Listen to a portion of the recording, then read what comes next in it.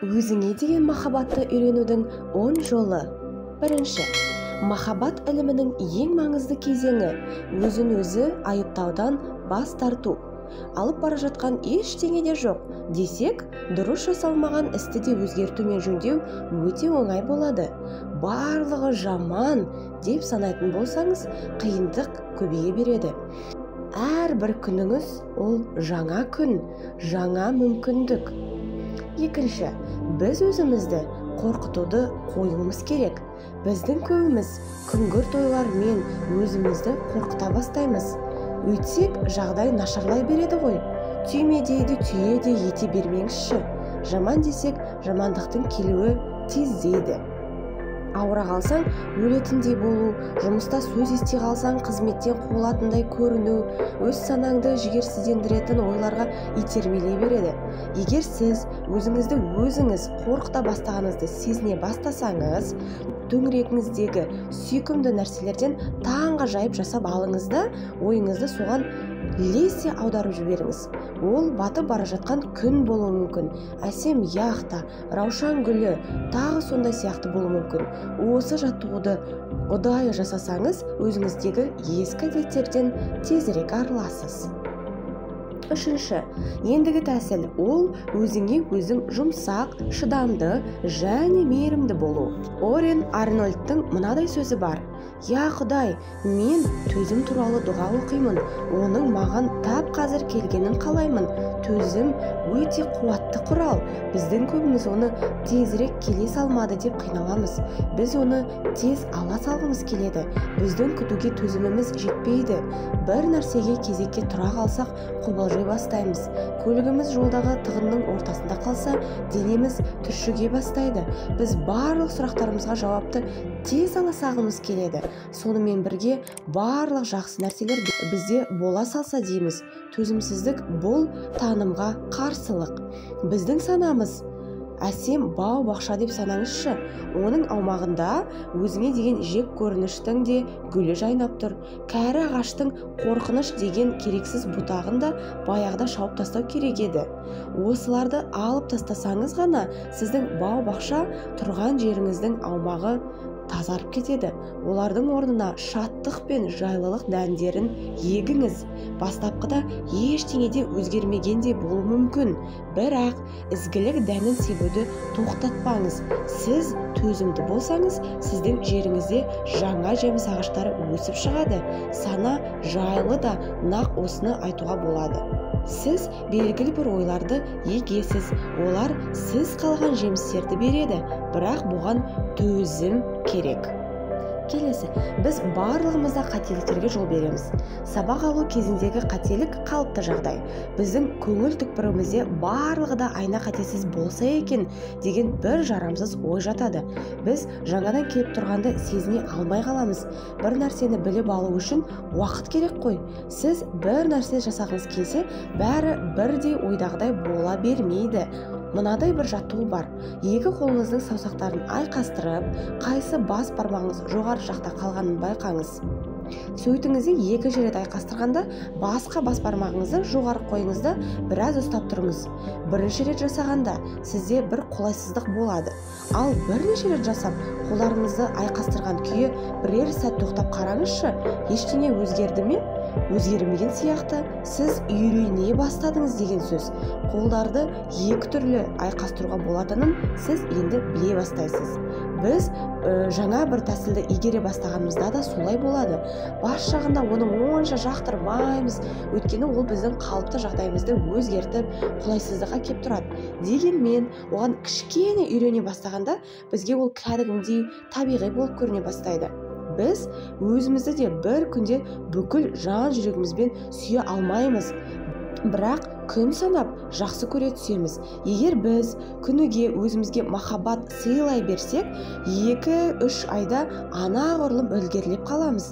Сонымен біз қателіктерден мақсатқа жету жолында ілгері жылжуды үйренеміз.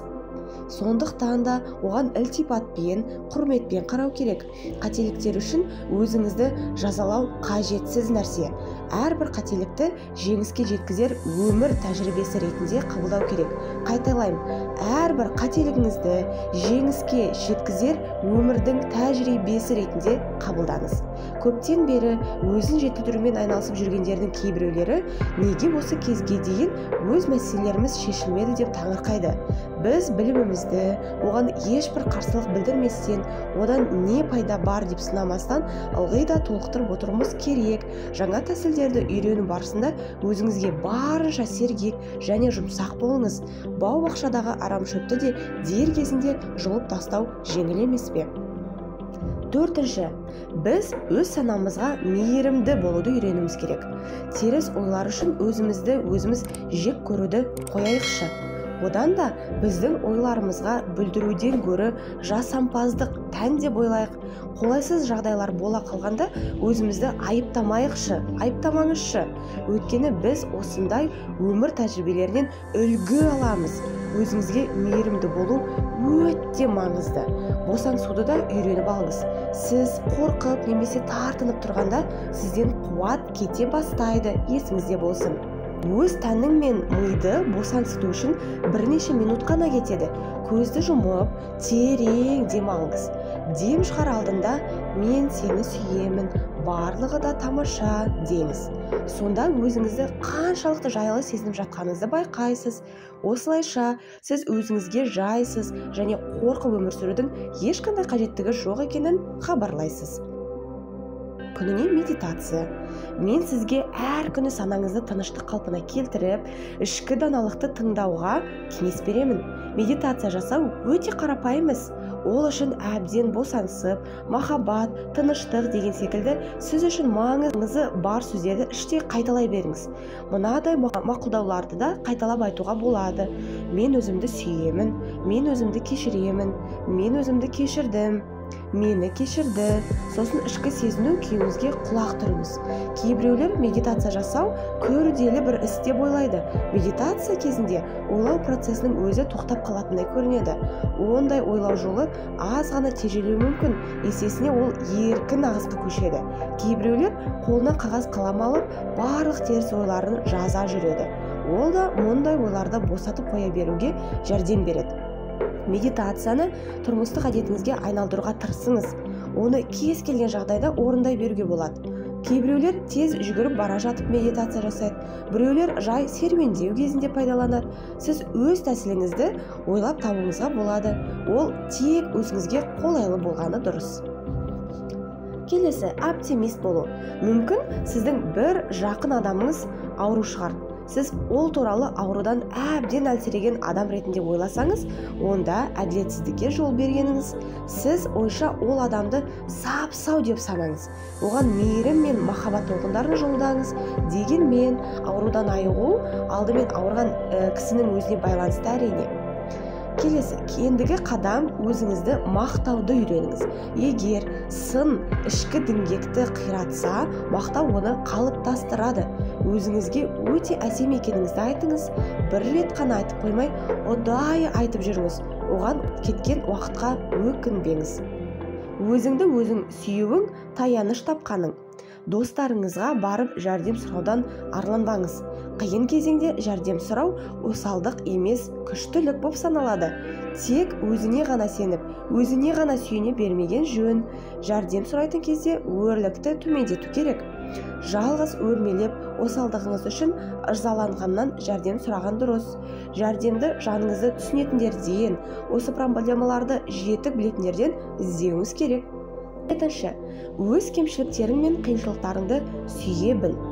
Біздегі және өмірдегі барлық теріс нәрселер ғаламдық үлкен жоспардың бір бөлігі, әлемді тану бағдарының бір бөлігі.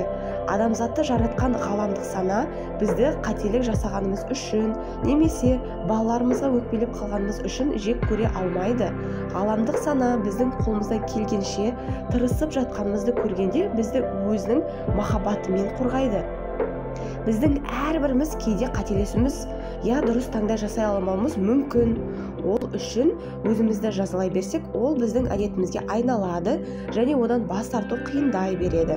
Сондықтан өзіңіздің қателік кемшіліктеріңізді сүйе біліңіз, қабылдай біліңіз.